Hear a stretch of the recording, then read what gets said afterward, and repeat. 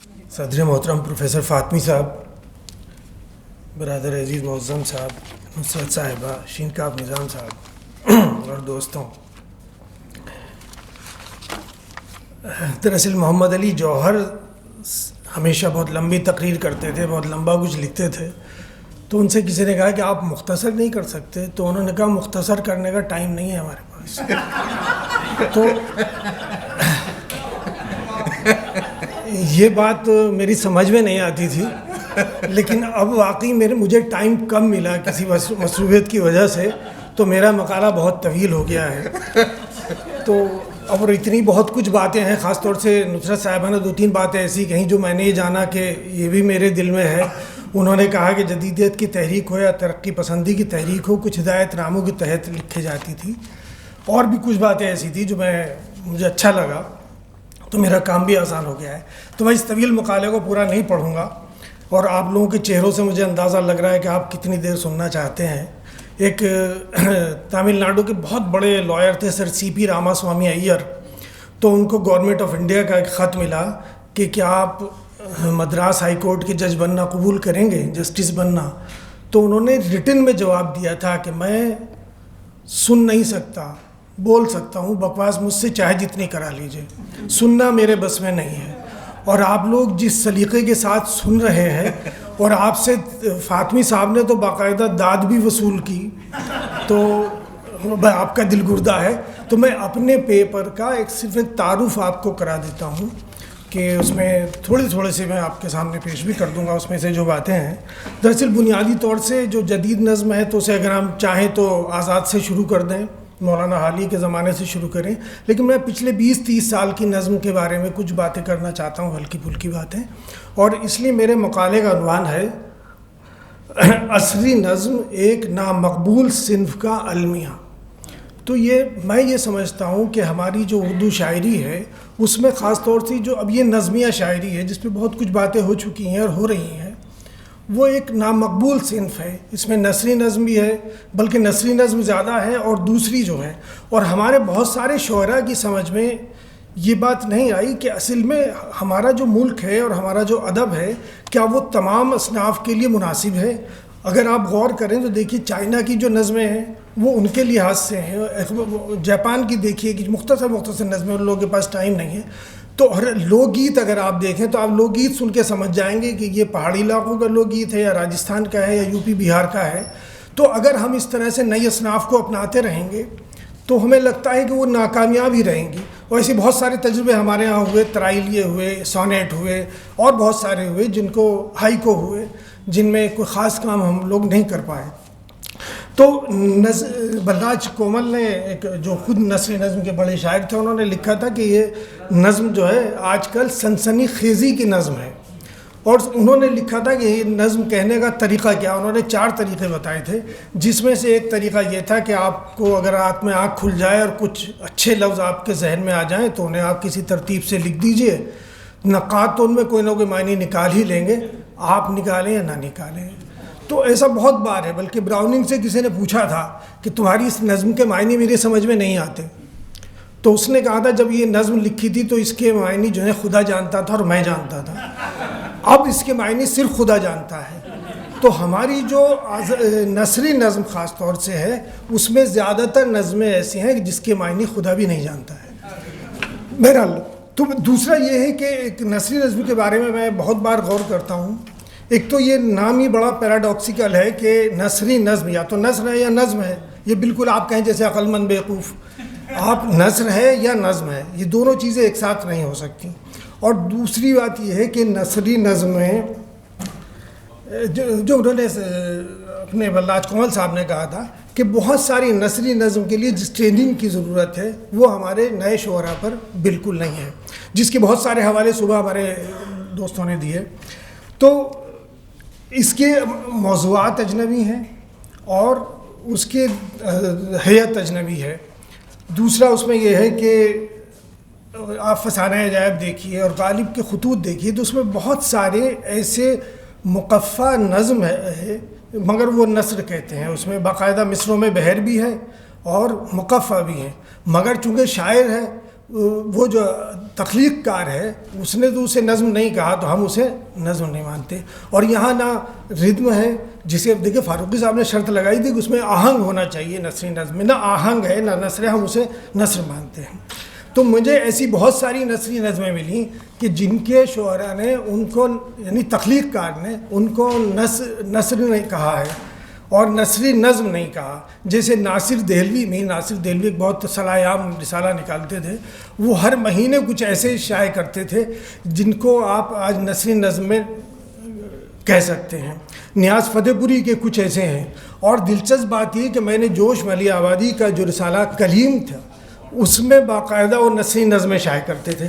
میں ان کی آپ کو 2-3 نظمیں آپ کو سنا دیتا ہوں جو مجھے لگتا ہے کہ آج کے بہت سارے نثری نظموں سے بہتر ہیں. ان کی ایک نظم ہے ایوان شاہی. اے میرے مہربان بادشاہ، کیا ان سونے کے گلاسوں میں بھرا ہوا شربت اس شفاف و شیریں پانی سے بہتر ہے جو آبشاروں میں گنگناتا ہے اور جس کی تہہ میں موتی مسکراتے ہیں. دوسری ایک نظم ہے ان کی نا امیدی. خوشی کا جس قدر حصہ میرے مقدر میں تھا میں صرف کر چکا، اب دنیا میرے واسطے محض کرۂ خشک ہے جس کے ہر ذرے میں نا امیدی بھری ہوئی ہے. جوش صاحب کی ایک نظم ہے کہ میں خوش رہنا چاہتا ہوں، اے برادر سن، مجھے اس خوشی کی تلاش ہے جو دل کے ٹوٹ جانے سے بیدار ہوتی ہے اور بہتے ہوئے آنسوؤں کی تہہ میں مسکراتی ہے. دوستی اور دشمنی ایک چیز میں مستقل رہے اور ایک میں بالکل غیر مستقل. دوستی میں مستقل رہے اور دشمنی میں بالکل غیر مستقل. ان کی ایک نظم ہے عجائب خانہ. میں نے کلکتہ کے زندہ عجائب خانے میں دیکھا، کلکتہ والے سنے، ہرن اور کچھوا ایک ہی ظرف میں کھا رہے تھے. دیکھیے یکجا رہنا بھی عجیب طلسمی شے ہے جس نے 2 ایسے جانوروں میں اتحاد پیدا کر دیا جن میں کوئی مناسبت ہے ہی نہیں. لیکن افسوس ہم انسان جانوروں سے بھی پست ہیں. ہندو اور مسلمان ایک مدت سے ہندوستان میں رہتے چلے آتے ہیں پھر بھی الگ الگ ہیں. کاش ہم کچھوے اور ہرن ہوتے. ایک نظم ہے ان کی زبان کہ زبان ایک گنوار خادمہ ہے جو پیتل اور تانبے کے برتن راکھ سے مانج سکتی ہے مگر شیشے اور چینی کے ظروف توڑ دیتی ہے.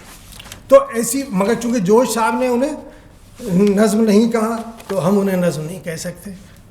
پتہ نہیں فاطمی صاحب اجازت دیں نہیں دیں گے، کیونکہ جوش کا کاپی رائٹ تو ان کے پاس ہے. تو بہرحال لیکن میں نے اسے یہ کیا. دوسرا یہ ہے کہ نامقبولیت کے اسباب کیا ہے. دیکھیے رئیس فروغ نے ایک جگہ لکھا تھا، پاکستان کے بڑے مشہور شاعر ہیں، ان سے قافیے ردیف اور بحر کی بیگار نہ لے.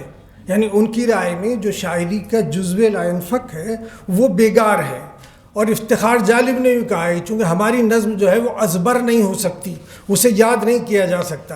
دیکھیے شمس قیس رازی جو ہماری غزل کا سب سے پہلا نقاد آپ کہہ سکتے ہیں، اس نے لکھا ہے کہ غزل کے شعر کی خصوصیت یہ ہے کہ اس کو ازبر یاد ہو جانے کی خصوصیت ہونی چاہیے کہ آپ نے شعر سنا ہے، مجھے یاد ہو گیا تو وہ شعر اچھا ہے. آنکھیں اسے پڑھنا چاہیں، زبان اسے دہرانا چاہے، کان اسے سننا چاہیں. اور ان لوگوں نے شعوری طور سے یہ کوشش کی کہ زبان کم سے کم دہرانا نہ چاہے، کان سننا نہ چاہے، ایسی شاعری ہو، ردیف قافیہ نہ ہو، کوئی اس میں آہنگ نہ ہو. دوسری بات یہ کہ افتخار جالب کہتے ہیں کہ ہماری نظم جو ہے وہ اسے یاد نہیں ہونا چاہیے. دیکھیے یہ بات بھی نہیں ہے کہ اگر نثری نظم ہے تو یاد نہیں ہوگی. اب دیکھیں فلمی گیت کیا ہیرا کی تمنا ہے کہ پنہ اسے مل جائے، پنہ تو پہلے کسی اور کا ہو چکا ہے. یہ نثری نظم ہے، بچے گاتے پھرتے ہیں اسے.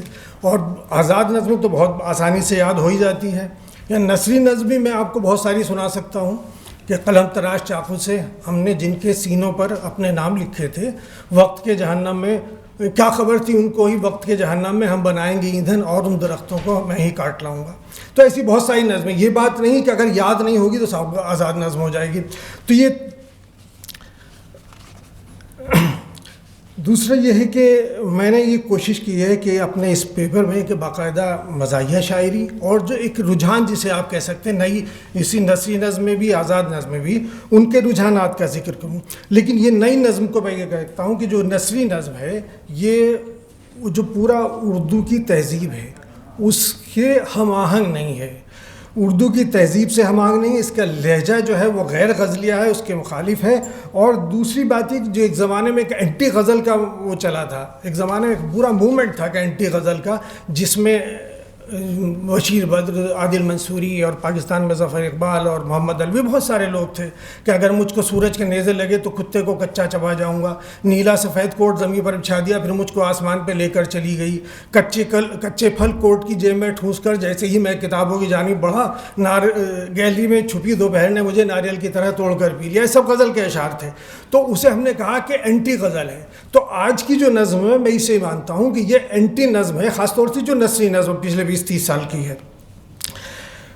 دوسرا یہ ہے کہ اس نظم کے جو خاص رجحانات ہیں ان نظموں میں بھی، کہ ان کا خاص موضوع کیا ہے کہ جنس، عورت کا جنسیاتی نظمیں ہیں، مذہب کا بہت زیادہ رجحانات ہیں، اور دوسری چیزوں میں آگے اس کی بات کروں گا. خاص طور سے جنسی نظموں کے بارے میں بات کہنا چاہتا ہوں. دیکھیے اردو میں اقبال سے پہلے کچھ عورت کا خاص تصور ہمیں اردو نظم میں نظر نہیں آتی، لیکن اقبال کی شاعری میں ٹھگا چھپا ایک ہلکا سا تصور نظر آتا ہے.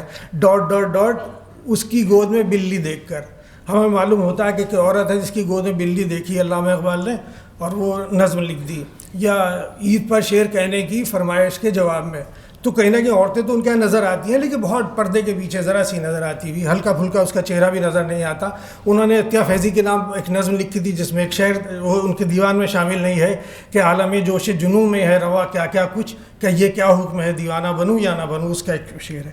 تو ایسے ہی تھی. لیکن اس کے بعد پھر جب ہم اور تھوڑا ترقی پسندوں سے تھوڑا پہلے یعنی اختر شیرانی کے زمانے میں آئے تو ہمیں باقاعدہ ایک عورت نظر آنے لگی جس میں اس کا نام بھی ہے، یہی وادی ہمدم جہاں ریحانہ رہتی ہے. ریحانہ سلمیٰ کے نام نظر آئے لیکن وہ بھی پردے سے نکل کے نہیں آئی. اور اختر شیرانی کی نظم اس زمانے میں سارے ترقی پسندوں کا آدرش تھی، چاہے فیض صاحب ہوں چاہے مجاز ہوں، اس لیے کہ انہیں لگتا تھا کہ پہلی بار ایک جاگتی جیتی جاگتی عورت نظر آئی ہے. تو پھر اس کے بعد مجاز نے، چونکہ مجاز کے ہاں تو آپ کو معلوم ہی ہوگا کہ مجاز تو ہر خوبصورت عورت کو دیکھ کے عاشق ہو جاتے تھے، اور ان کے ہاں بہت ساری عورتوں کے نام ہیں. ناہید سے کی ہے سرگوشی، پروین سے رشتے جوڑے ہیں، یا رات ہنس کر یہ کہتی ہے کہ میں خانے میں چل، یا کسی شہناز لالا رخ کے کاشانے میں چل، گھر نہیں ممکن تو پھر دوست ویرانے میں چل. یہ بہت بڑی ترقی پسندانہ نظم ہے کہ اس سے کہہ رہے ہیں یا تو طوائفوں میں جاؤ یا محبوبہ میں جاؤ یا نہ جنگل میں جاؤ. اس میں کیا ترقی پسندانہ عنصر ان کا ہے یہ بتائیں گے. لیکن اس کے بعد نہیں. اور دیکھیے ان کی جو نظم ہے نرس، اس میں یہ ہے کہ لب لال افشاں سے ایک شے چرا لی، ذرا میں نے تکیے سے گردن اٹھا لی، لب لال افشاں سے ایک شے چرا لی، نہیں جانتی ہے میرا نام تگو مگر بھیج دیتی ہے پیغام تگو. یہ پیغام آتے ہی رہتے ہیں اکثر کہ کس روز آؤ گے بیمار ہو کر.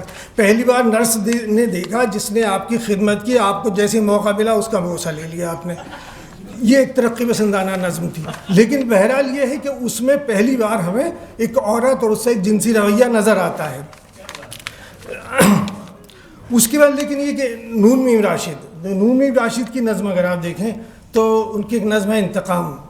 انتقام میں یہ ہے کہ ایک شبستہ یاد ہے آتشداں کے پاس قالین پہ سیج پہ ایک ننگا بدن، اس کا چہرہ اس کے خد و خال یاد آتے نہیں، ایک ننگا بدن اب تک مجھے یاد ہے وغیرہ وغیرہ. میرے ہونٹوں نے یہ تھا جس سے رات بھر اپنے ارباب وطن کی بے حسی کا انتقام. یعنی پورا ہندوستانی کلچر آپ یہ دیکھیے کہ ہم دشمن کے ہاں ساری معاف کرتے ہیں اس کی خواتین کو، انہوں نے سارے دشمن کا بدلہ لیا ایک عورت سے. تو حالانکہ اس میں کرشن چندر کا جملہ مجھے یاد آتا ہے کہ اس کا ایک افسانہ ہے درشنا. تو اس میں کرشن چندر فرسٹ پرسن میں ہے، وہ جاتے ہیں کہ لندن میں جاتے ہیں تو ایک بھکاری ان سے بھیک مانگتا ہے. تو انہوں نے کہا میں نے سوچا اس کو ایک سکہ دے دوں اور بہادر شاہ ظفر اور نانا فرنویس اور تانتیا ٹوپے کا سارا قرض آج چکا دوں. یہ دو اپروچ ہیں. دیکھیے وہ کس طرح اس کا قرض چکا رہے ہیں، نون میم راشد کس طرح اس کا بدلہ لیتے ہیں. لیکن اس کے بعد جو یہ تو اب جو نظم آئی ہے خاص طور سے نئی نظم، اس میں ساقی فاروقی بھی ہیں، بہت سارے لوگ ہیں. خاص طور ساقی فاروقی میں نے زیادہ وہ کیا ہے کہ ان کے پہلے تو یہ ہوتا تھا کہ شاعری میں وہ انتظار حسین نے لکھا ہے کہ یہ صحیح ہے، وجود زن سے تصویر کائنات میں رنگ، لیکن ایک سلیقے کے ساتھ ہی دیکھنا اسے اچھا لگتا ہے. اور بالکل آپ اسے ایک یعنی بلو فلم اگر آپ بنا دیں تو وہ نہ ادب بنے گا نہ شاعری بنے گی. اب اس میں ان کی نظم ہے ساقی کی حمل سرا اس کا نام ہے.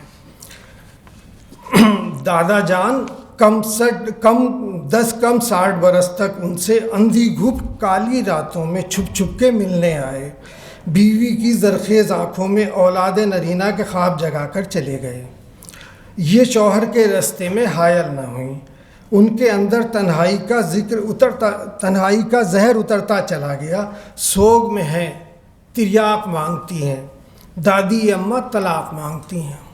ये सारी नज़्म और दादी अम्मा दादा अब्बा किस तरह जिनसी मसाइल हल करते थे, उसके बाद उन्हें लगता वो मुनासिब नहीं था दादी अम्मा के साथ, वो मुनासिब उनके दादा ने सलूक नहीं किया, चूँकि रात में छुप के मिलते थे। पुरानी तहजीब यही थी कि जनान खाना मर्दान खाना अलग अलग होता था।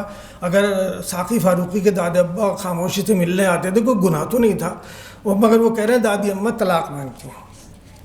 दूसरी एक नज़्म, चलिए तो ख़वातीन की बात थी, तो मस्ताना हिजड़ा एक नज़्म है, बच्चे भी बैठ के मैं क्या उसे पूरी तरह से पढ़ूँ, कुछ टुकड़े उसके पढ़ देता हूँ कि मौला तेरी गली में सर्दी बरस रही थी, शायद इसी सबब से मस्ताना हिजड़ा भी विस्की पहन के निकला। अब ये चूँकि अगर विस्की पी के निकला होता तो ये तरक्की पसंदाना नज़्म हो जाती, और विस्की पहन के निकला। टेनिस के बाल कश्ती अंगिया में घुसघुसा के पिस्तान बन गए थे, शहवत के सुर्ख डोरे सुरबा लगाने वाली आँखों में बन गए थे। एकदम से चलते चलते उसने कमर के झटके से राह चलने वाले शोहदों हराम खोरों से इल्तफात मांगा। उसके ज़ख़ीम कूलों ने आग और लज्जत खाली दिलों में भर दी। वो आज लहर में था, मिस्सी की छप दिखाकर, नथने फुला फुलाकर, उंगल नचा नचा के उसने मज़े में आके हंसकर कहा कि सालो ये जो जन्म जन्म से अपने ही आंसुओं में डूबा हुआ पड़ा हूँ, शायद ज़मीर आलम के तंग मकबरे में ज़िंदा गड़ा हुआ हूँ।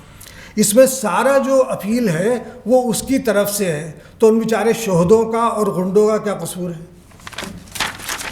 उनकी एक नज़्म है बाकरा, वो जब आप पढ़ेगी ये छप जाएगी तो देख लीजिए, इसे एहतराम माहौल में मैं पढ़ नहीं सकता, लेकिन ये ज़रूर है कि इसमें ये नज़्में कम से कम हमारी जो तहज़ीब है, हमारे जो शायरी का मेयार है।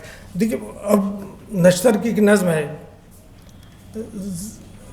ज़िंदगी से ताल्लुक़ बहुत है मगर सच जो पूछो तो इतना है माजरा, जैसे मर्द जवां मुश्तगल हो बहुत और पहलू में हो एक ज़ने हायज़ा। अब ये इसी तरह की सारी इनकी नज़में हैं। एक नज़्म इनकी और देख लीजिए, इसी में छोड़ देता हूँ सारी नज़में। दूसरी नज़्म ज़ाहिद डार को बहुत बड़ा शायर मान लिया गया है, उस पर किशोर नाहिद ने, शमी मनफी साहब ने, इन सब लोगों ने बहुत कुछ लिखा। वो सिर्फ नसरी नज़में कहते थे। उनकी एक नज़्म के हवाले आप देख लीजिए कि लेकिन जो ठीक पूछो तो यारो आसमां पर कोई खुदा नहीं है, तेरा खुदा जुदा है मेरा खुदा जुदा है, मेरे लिए तो यारो लड़की का खूबसूरत नंगा बदन खुदा है। ये ज़ाहिद डार साहब की नज़में, इनको और नज़में छोड़ता हूँ। अब एक साहब हैं नसीम खान साहब, इनकी किताब आई है, किताब का नाम है रंगरेज़, और एक खातून है खुशबख्त बानो। तो मैं नसीम खां की किताब जो नज़्म है वो मैं छोड़ देता हूँ, आप छोड़ने से ही समझ लीजिए कि वो कैसी होगी। खुशबख्त बानो की नज़्म सुन लीजिए कि औरत माँ है जो अपनी कोख में पानी की बूंदें जज्ब कर लेती है और अपनी छातियों से खुराक देती है, रेंगने वालों को, उड़ने वालों को और तैरने वालों को। ये सब की सब जिनसी अलामात उसमें उनकी हैं। दूसरे मज़हबी हवाले इस कसरत से नज़र आए इस शायरी में, ख़ास तौर से पाकिस्तान की शायरी में। इसमें आज़ाद नज़्म भी है और नसरी नज़्म भी है। देखिए मज़हबी हवाले हमारी शायरी का बहुत अहम हिस्सा हैं। उर्दू में 200-300 से ज़्यादा गीता रामायण के तर्जुमे हैं। पूरे पंजाब में जो रामलीला होती थी वो उर्दू की रामायण से होती थी, और कुरान शरीफ के मंजूम तर्जुमे हैं, बहुत सारे ये हवाले होते थे। लेकिन अब इस तरह से हवाले, ख़ास तौर से मज़हबी हवालों की बात मैं बहुत बार गौर करता हूँ, ये निज़ाम साहब भी गौर करें, आप भी, कि सन 47 में जब यानी एक तरह से इतना बड़ा हादसा हुआ कि खुदा करे दुनिया में कहीं ना हो, जहाँ 5 लाख आदमी कत्ल हो गए एक दूसरे के इंसानों के हाथों, और तमाम लोग कोई अपना घर छोड़ के भागा, कोई इस तरह से, तो वो ज़िंदगी अजीबोगरीब थी। लेकिन उसके बाद की अगर पाकिस्तानी शायरी देखता हूँ तो उसमें मज़हबी हवाले नहीं नज़र आते। वहाँ लोग ये तो कह रहे हैं कि हम गजर बजने से धोखा खा गए, किस कदर तारीकियों में आ गए, या ये दाग दाग उजाला शब गजीदहर वो इंतज़ार था जिसका, ये वो शहर तो नहीं। लेकिन कहीं मज़हबी हवाला नज़र नहीं आता। मगर सन 71 के बाद جو بنگلہ دیش پاکستان سے الگ ہوا اور اس میں یعنی سقوط ڈھاکہ کا اتنا بڑا وہاں اثر ہوا کہ وہاں کی غزل کی اور نظم کی شاعری یکسر تبدیل ہو گئی اور وہاں لا تعداد مذہبی حوالے نظر آنے لگے، اور غزل میں بھی اس میں مینار نظر آ رہے ہیں، مسجد نظر آ رہی ہیں، کعبہ، حرم، نعتیہ اور غزلیاں پہلے بھی ہوتی تھی، لیکن اب وہاں غزل میں اور نظم میں ان کے حوالے نظر آنے لگے۔ یاسمین حمید کے یہاں اس ساری بہت ساری نظمیں میں نے کچھ اس کے حوالے دیے ہیں۔ ہاں اپنے یہاں شفیق فاطمہ شعرا، ان کے تو مجموعہ کرام کا نام ہی غلۂ صفورہ ہے۔ اس صفورہ اصل میں ایک لڑکی تھی، اس کی بھی ایک الگ کہانی ہے اگر آپ لوگوں نے نہیں سنی ہوگی، کہ حضرت موسیٰ جو تھے وہ ایجپٹ میں کہیں تھے، مصر میں، یعنی پیغمبر ہونے سے پہلے، تو وہاں 2 آدمی لڑ رہے تھے، تو اس نے انہیں آواز دی، جو ان کے قبیلے کا آدمی تھا، یہ ادھر گئے اور اسے دوسرے آدمی کو انہوں نے بچانے کے لیے کچھ اسے اس طرح سے ضرب ماری کہ وہ مر گیا، اور یہ ڈر گئے کہ پھر اب یہ مجھ پہ قاتل کا الزام آئے گا، تو یہ واپس لوٹ کے کہیں چھپ گئے۔ دوسرے دن پھر کہیں جا رہے تھے تو وہی آدمی پھر کسی سے لڑ رہا تھا، لیکن وہ کسی کو پتہ نہیں چلا کہ اس کو قتل کس نے کیا، وہ بادشاہ کا خاص آدمی تھا، فرعون کا۔ تو اس کے بعد جب یہ دوبارہ کہیں جا رہے تھے تو وہ جو ان کے قبیلے کا آدمی تھا وہ پھر لڑ رہا تھا، تو انہوں نے غصے سے اس کی طرف دیکھا کہ تو روزانہ کسی سے لڑے گا، تو وہ یہ سمجھا کہ آج یہ مجھے مار دے گا۔ اس نے شور مچا دیا کہ کل اس نے ایک آدمی کا قتل کیا اور آج یہ پھر مجھے قتل کرے گا، ان کے قبیلے کا آدمی۔ خیر یہ وہاں سے بھاگ گئے، اور بھاگ کے کہیں گئے تو بہت دور جانے کے بعد ایک کنویں پہ انہوں نے دیکھا کہ کچھ لوگ، عورتیں اور مرد پانی بھر رہے ہیں، اور ایک کنویں میں بہت بڑا پتھر لگ رہا ہے، اس پتھر کو ہٹا کر پانی پلایا جاتا ہے، اور 2 لڑکیاں بہت معصوم سی وہاں کھڑی ہیں، تو انہوں نے ان سے پوچھا کہ تم کیوں نہیں پانی پی رہی ہو؟ کہ نہیں سب لوگ چلے جائیں گے تو پھر ہم پلائیں گے، تو انہوں نے کہا نہیں پہلے تم پلو۔ انہوں نے انہیں پانی پلا دیا۔ ان میں سے ایک لڑکی کا نام صفورہ تھا۔ غلۂ صفورہ سے مطلب شفیق فاطمہ شعرا کا مطلب یہ ہے کہ آج کی جو عورت ہے وہ بالکل جیسے بھیڑوں کا غلہ ہے، ریوڑ ہے، اور غلۂ صفورہ جو پہلے دن سے عورت تھی وہ بالکل بے زبان تھی، اور آج کی عورت بھی بے زبان ہے۔ لیکن انہوں نے ساری تلمیحات تلازمہ، چاہے بلقیس ظفیر الحسن ہو یا شفیق فاطمہ شعرا، ہمارے یہاں بھی اور وہاں بھی بہت مذہبی حوالے دیے ہیں۔ لیکن حمد اور نعت یہ بھی بہت ساری نظر آنے لگی ہیں۔ دیکھیے غالب کے یہاں بھی ہے، میر کے یہاں بھی، مصحف کے یہاں جو لوگ دیوان شائع کرتے تھے پہلے حمد اور نعت ضرور کرتے تھے، کوئی نہ کوئی کسی ترکیب سے، مگر اب جو حمد اور نعت نظر آتی ہیں اس میں ایک تو طریقہ وہی ہے کہ آنکھوں میں لیے حسرت دیدار مدینہ، دم توڑ نہ دے ہند میں بیمار مدینہ، بہت ہی نارمل سی بات۔ لیکن دیکھیے نعت کا شعر بھی اقبال ہماری رہنمائی کرتا ہے کہ اقبال کے ہاں جو نعت کے شعر ہیں عجیب و غریب ہیں، کہ وہ گدا کے جن کو عطا کیا ہے تو نے دماغ سکندری، لیکن اس میں نئی شاعری میں پچھلے 20-30 سال کی 2-3 نعت مجھے ایسی نظر آئیں، 2-3 حمد ایسی نظر آئیں کہ جو لگتا ہے کہ واقعی یہ غور کرنے کی اور اضافہ، جیسے عاصی کرنالی نے بہت خوبصورت نظم لکھی ہے، اس کے ایک شعر میں یہ ہے، وہ کہتا ہے کہ مجھے وہاں جانے کی دعوت ملتی ہے تو مگر میں سوچتا ہوں، کہتے ہیں تو اپنا سفر باندھ لے، کہ میں سفر کے باندھ، میں تو گناہ گار ہوں، میرے پاس کوئی رخت سفر ہی نہیں ہے۔ یا نشتر خانقاہی کی ایک بہت اچھی خوبصورت حمد تھی کہ یہ جانتا تو نہ سہنے پڑتے عذاب ذہنی اذیتوں کے، گواہ کے عمر عزیز سمجھا کہ ہجر تو ہے وصال تو ہے، اور میری نظر میں ذہانتوں کا کمال تو ہے۔ ایک دوسری نظم تھی کہ سائنس کا ذخار وہ حکمت کا سمندر، یہ نعت کے لیے کہا گیا تھا۔ یا حمد کا وہ شعر کہ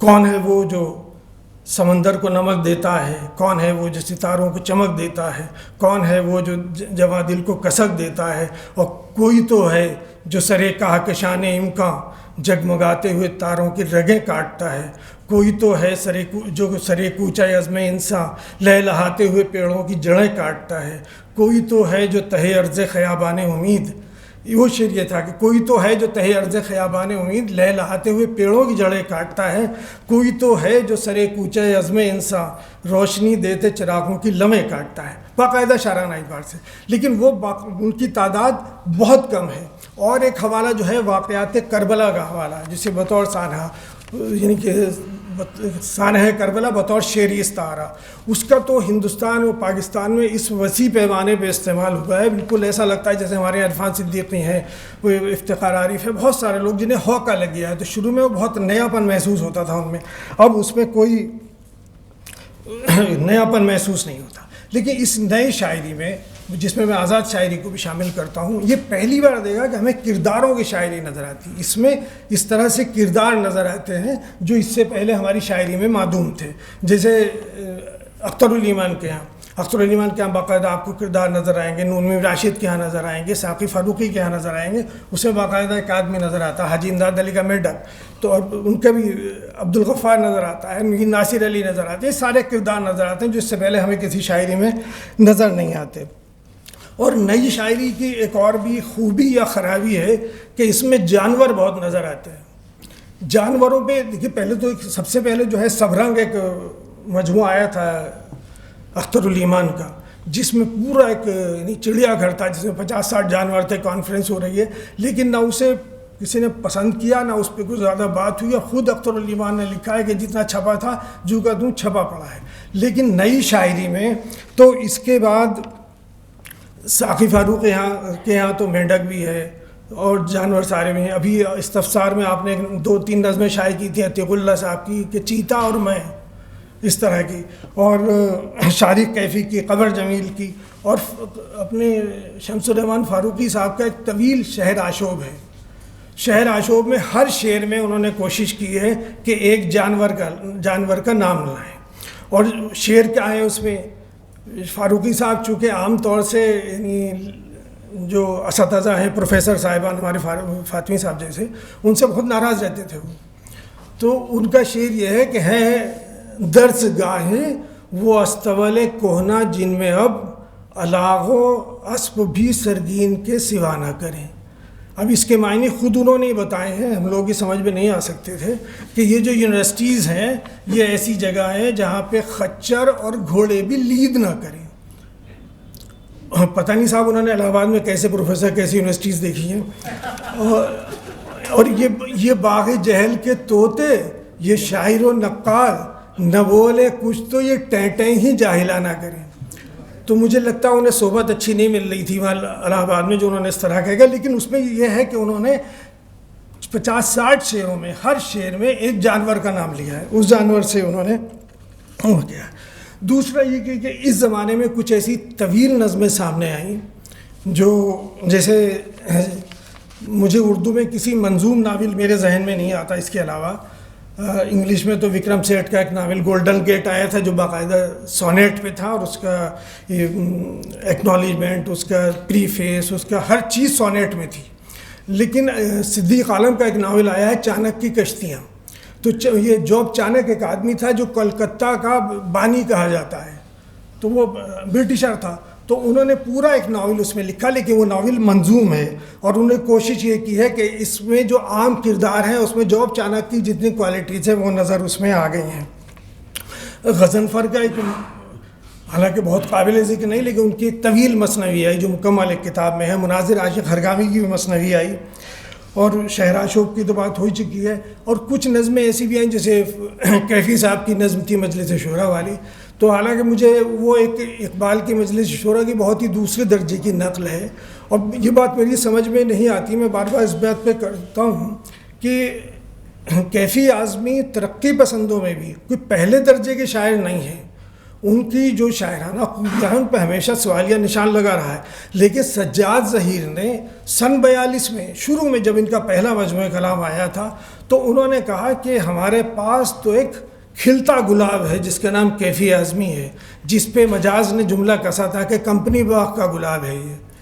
تو وہ جدید اس زمانے میں فیض صاحب ہمارے پاس موجود ہیں، سردار جعفری بہتر شاعر ہیں، دوسرے بہت سارے شعراء موجود تھے، تو حسرت موہانی موجود تھے، فراق صاحب موجود تھے. انہیں کیفی اعظمی پسند آتا ہے. دوسرا سجاد ظہیر کا ذکر ہوا ہے تو اس پہ نثری نظم کے حوالے سے یہ ہے کہ ہمارا رویہ تنقید نگاروں کا، چاہے اس پہ بات لکھے جائیں، پیپر لکھے جائیں، عام طور سے سنجیدہ نہیں ہے. بلکہ جو پگھلا نیلم مجموعہ پہلا مجموعہ تھا جو نثری نظم کا سجاد ظہیر کا تھا، تو فیض صاحب نے جب اسے دیکھا تو انہوں نے کہا میاں اس کی ترکیب استعمال کیا ہے، شاعری کی کتاب کی ترکیب استعمال کیا انہوں نے پوچھا تھا. اور مشتاق یوسفی اگرچہ نقاد نہیں لیکن جملہ انہوں نے بہت اچھا لکھا. انہوں نے لکھا ہے کہ جو نثری نظم کا شاعر ہے اس کی نماز جنازہ جائز نہیں ہے. تو اچھا اچھا دوسرا یہ ہے کہ ایک تو یہ عام رجحانات ہوئے، کچھ ایسے ہیں کہ جو ذاتی رجحانات کہہ سکتے ہیں آپ، جس میں ہر شاعر کا اپنا اپنا اندازہ ہے. جیسے ظاہر اللہ کا ایک شاعر ہے، وہ سمرقند و بخارا کے اسیر ہیں کہ میں شہتوت کے رس کی بات کرتے ہیں، میں شہتوت کا رس تھا نہ غزالوں کے پرے تھے، میں رات بھی اس بزم میں تاخیر سے پہنچا، اور گھوڑے کے سفر کا، اور اس میں یعنی وہ اسی لفظیات کے اسیر ہیں. وزیر آغا کے ہاں آپ دیکھیے جنگل، ان جگہ جگہ جنگل کی نظمیں نظر آتی ہیں. جیسے راشد کے یہاں ریت ایک خاص وہ تھا، تو میرے خیال سے یہ اپنے شہریار صاحب کے ہاں وہاں خواب نظر آتا ہے، جگہ جگہ خواب کی نظمیں، کہیں وہ بہت اچھی نظم ہو جاتی ہے، کہیں وہ بہت معمولی ہو جاتی ہے.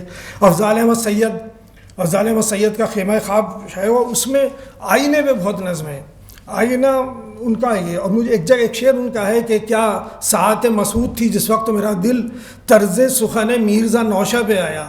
تو مجھے ایسا لگتا ہے کہ چونکہ خود غالب کی کمزوری آئینہ ہے، غالب کی شعروں میں لاتعداد اشعار میں آئینے کا ذکر ہے، تو افضال احمد سید نے وہاں سے لیا ہے.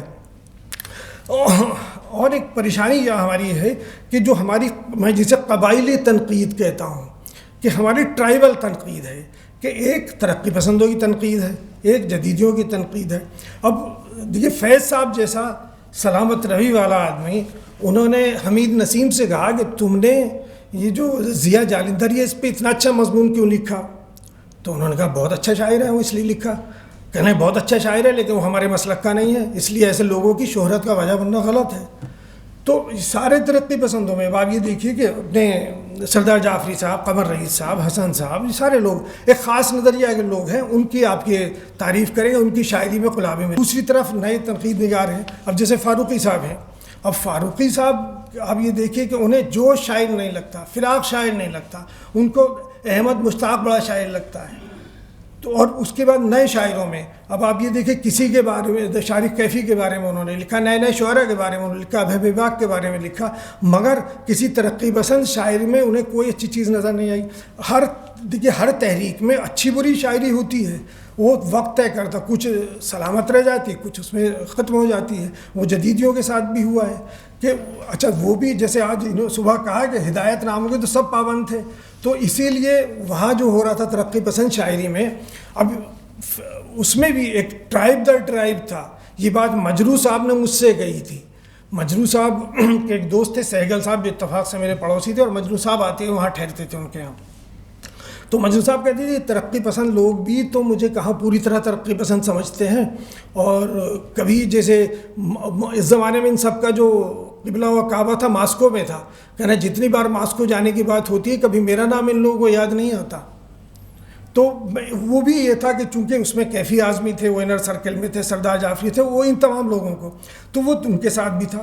اس پہ ایک بات دلچسپ یاد آ گئی، وہ بھی سن لیجئے کہ امرتا پریتم نے لکھا ہے کہ ایک دن سجاد ظہیر میرے پاس آئے اور انہوں نے مجھ سے کہا کہ ہم رشا جا رہے ہیں اور میں آپ کو بھی لے جانا چاہتا ہوں، تو آپ ایک درخواست لکھ کے دے دیجئے، چونکہ کچھ لوگ یہ کہہ رہے ہیں، کچھ اردو ہندی کے ادیب، کہ اگر امرتا پریتم وہاں جائیں گی تو ہماری بیویاں ہمیں جانے نہیں دیں گی، تو میں کوئی بہانہ چاہتا ہوں آپ کے لیے. تو وہ طریقہ یہ تھا کہ جو خاص لوگوں کو وہ کیا جاتا تھا. بہرحال اور بہت ساری چیزیں اس میں ہیں، میرے خیال ہے کافی ہو گیا. یہ حکم کر رہے ہیں صدر صاحب، یہ جب خود پیپر پڑھتے ہیں تو ہاں نہیں، یہ جب خود پیپر پڑھتے ہیں تو اس قدر شعروں کی طرح سے کہتے ہیں خاص توجہ چاہتا ہوں، داد چاہتا ہوں جملوں کی، اور وقت کا تعین نہیں کرتے. اور میں جب بھی پیپر پڑھتا ہوں، فگار کی ایک نظم تھی کہ غیر جب شعر پڑھے بھول کے مت دینا داد، میں پڑھوں شعر تو کہنا بہت خوب استاد، کیا فصاحت کیا بلاغت ہے مقرر ارشاد. تو بہرحال ٹھیک ہے، بہت بہت شکریہ آپ تمام حضرات کا. میں نے بعد میں اس میں تفصیل سے یہ کوشش کی ہے کہ اس کی نامقبولیت کے اسباب پہ نثری نظم کی اور آزاد نظم کی بھی. آزاد نظموں میں بہت سارا معاملہ ہے کہ وہ نظم میں بہت قریب ہیں ہمارے اس سے، جو لیکن اس میں بھی جو شعراء ہیں ان کو بہت کچھ یعنی ہماری تہذیب سے ہم آنگے نہیں ہیں، اس لیے بہت کم نظمیں ایسی ہیں جو زندہ رہیں گی. بہت بہت شکریہ.